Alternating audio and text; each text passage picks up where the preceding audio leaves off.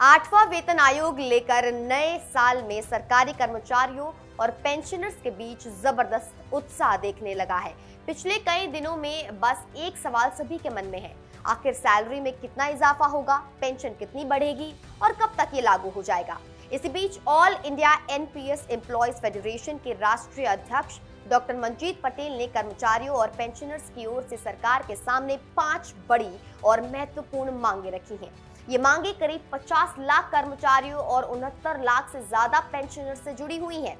तो आइए जानते हैं कि ये क्या मांगे हैं और इनका मतलब क्या है। पहली और सबसे अहम मांग है फिटमेंट फैक्टर से जुड़ी।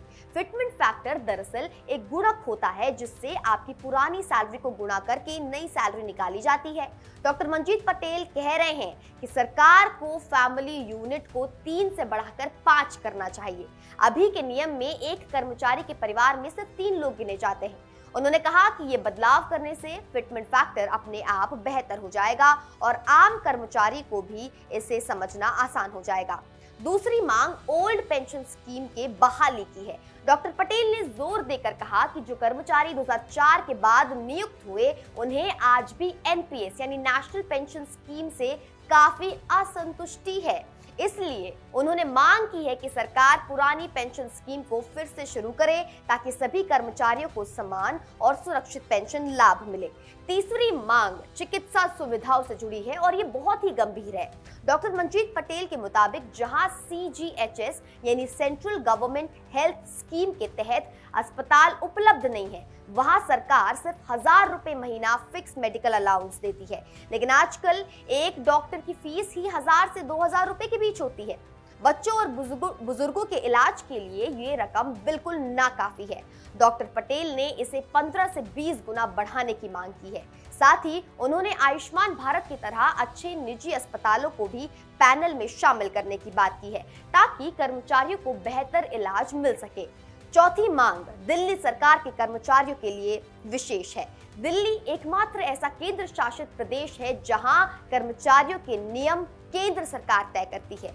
रिटायरमेंट के बाद बाहर के राज्यों से आए कर्मचारियों को इलाज के लिए दिल्ली आना पड़ता है, जिससे उन्हें काफी परेशानी होती है। इसलिए मांग है कि रिटायरमेंट के बाद कर्मचारियों को सीजीएचएस या डीजीएचएस यानी डिफेंस जनरल हॉस्पिटल सर्विस में से किसी एक को चुनने का विकल्प मिले ताकि उन्हें अपने घर के पास ही इलाज की सुविधा मिल सके। पांचवी और आखिरी मांग इंश्योरेंस कवरेज की है। सरकारी कर्मचारियों का इंश्योरेंस दरअसल काफी पुराना मॉडल पर चल रहा है।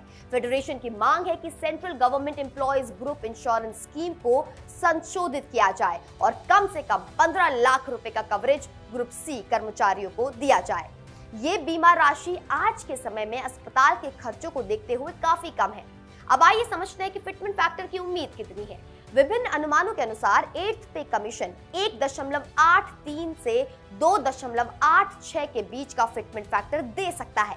डॉक्टर मंजीत पटेल का एक अनुमान 2.13 है, जबकि कुछ विश्लेषकों का मानना है कि ये 2.28 से 2.86 के बीच हो सकता है। ये सब इस बात पर निर्भर करता है कि कमीशन कितना सख्त नियम बनाता है और महंगाई को कितना मायना देता है। अगर आसान भाषा में समझे तो अगर फिटमेंट फैक्टर 2.13 है तो आपकी सैलरी 2.13 गुना बढ़ेगी। मान लीजिए अभी कोई कर्मचारी 18,000 रुपए बेसिक सैलरी पाता है तो उसकी नई सैलरी करीब 38,300 रुपए हो सकती है। लेकिन याद रखिए, जब नया बेसिक सैलरी लागू होगी तो डियरनेस अलाउंस यानी डीए रीसेट हो जाएगा। डीए अभी 55% है, इसलिए असली बढ़ोतरी में थोड़ा फर्क आ सकता है। सरकार ने 8वें वेतन आयोग को 18 महीने का समय दिया है सिफारिशें देने के लिए, लेकिन कई विशेषज्ञों का मानना है कि ये समय काफी लंबा है। एम्प्लॉय फेडरेशन ने सरकार से 200 से 220 दिन के अंदर रिपोर्ट देने के लिए कहा है। इसके अलावा कर्मचारियों ने तुरंत 20% इंटरिम रिलीफ भी मांगी है ताकि इस बीच महंगाई से कुछ राहत मिल सके। कुल मिलाकर 8th पे कमीशन के लिए कर्मचारियों और पेंशनर्स की मांगे बहुत ही व्यवहारिक है, चाहे वो फैमिली यूनिट का मामला हो, चिकित्सा सुविधाओं का या फिर इंश्योरेंस कवरेज का। सब कुछ जीवन की बेहतरी के लिए है। अगर सरकार इन मांगों पर गौर करे तो सरकारी कर्मचारियों को न सिर्फ बेहतर सैलरी मिलेगी बल्कि उन्हें जीवन में ज्यादा सुरक्षा और आर्थिक शांति भी मिलेगी।